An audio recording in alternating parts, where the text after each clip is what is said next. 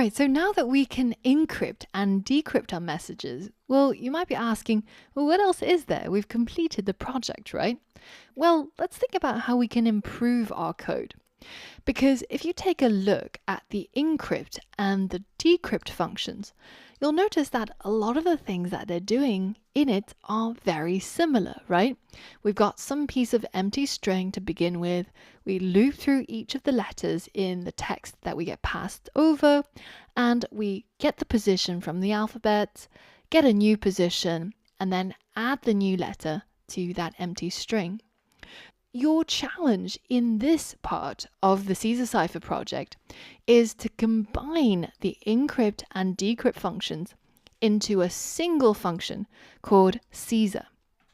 And we're going to get rid of these if and elif statements, and we're going to get rid of two functions that are overlapping, and instead we're just going to have a single function, and we're going to call it just once, passing over text, shift, and direction. So it's going to have 3 inputs, and it's going to save us a lot of repetition in our code.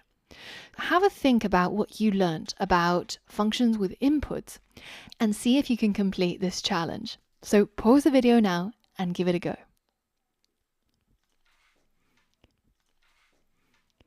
All right, so let's first create our new function, and we're going to call it Caesar. This function is going to take 3 inputs this time. Not only is it going to get the text, the shift, but it's also going to get the direction. So I'm going to call the first parameter start text, because we could be passed the plain text or the cipher text. So let's just set it as the start text. The next one I'm going to call the same, so I'm going to call it shift amount. And then the last one, which is the direction.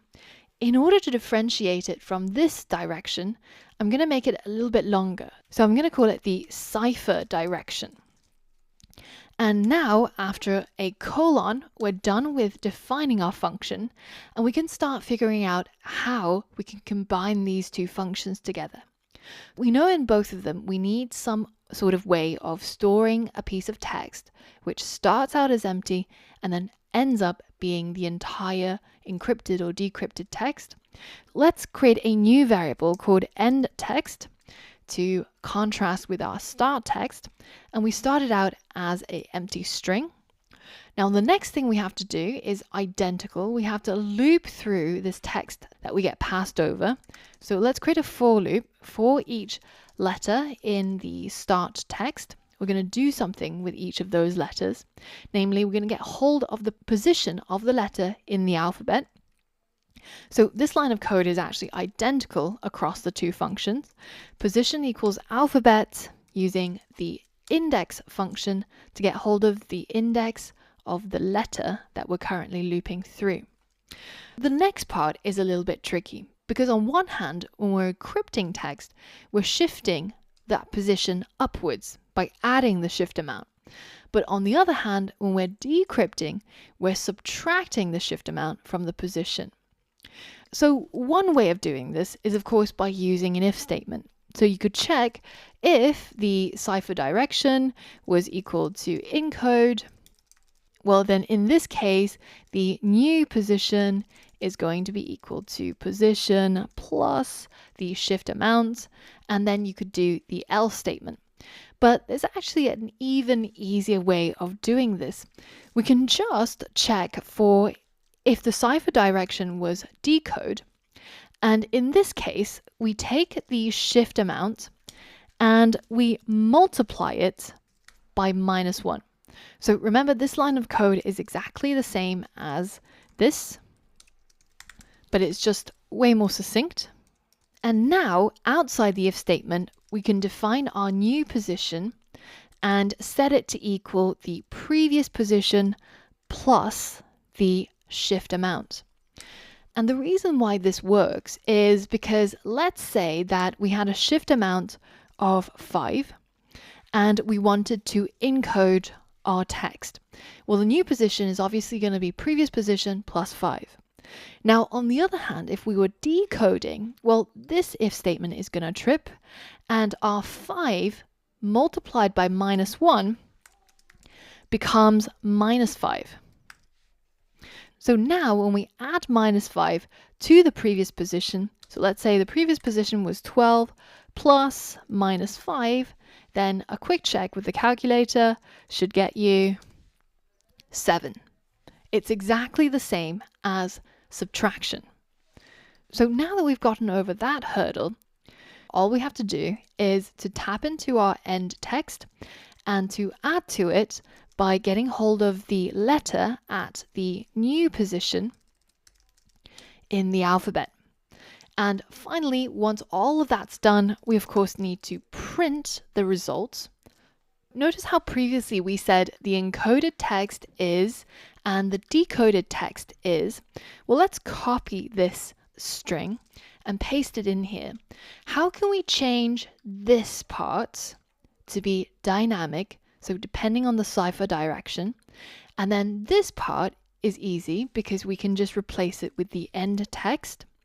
So one way is, remember that when the user is typing in the direction, they're typing in either encode or decode. So we can delete everything other than that D and then dynamically insert the cipher direction that we get passed. And now if we make that an F string, it should be able to insert encoded text is, whatever the end text is, or decoded text is, whatever it may be. Now we can go ahead and delete both of these functions and also this if statement, and we can tackle to do number 2, and we can simply just call the Caesar function, passing over the start text as the text the user inputted, the shift amount as the shift that they inputted, and finally the cipher direction as the direction that they inputted. Now we've cut down our code by a lot, and we've gotten rid of all the repeated bits of code, and we've used what we've learned about functions with inputs to vastly simplify our code. We're getting the same function to do repeated actions, but depending on the different inputs, it does something completely different. So now let's give our code a run and let's just make sure that everything works. Encoding,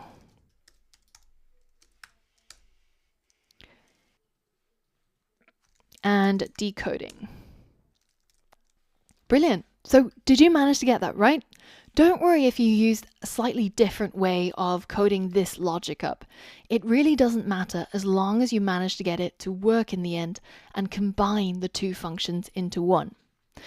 Once you're happy with step 3, head over to the next lesson and we'll tackle the final part, part 4 of the Caesar Cipher, where we complete our project. For all of that and more, I'll see you on the next lesson.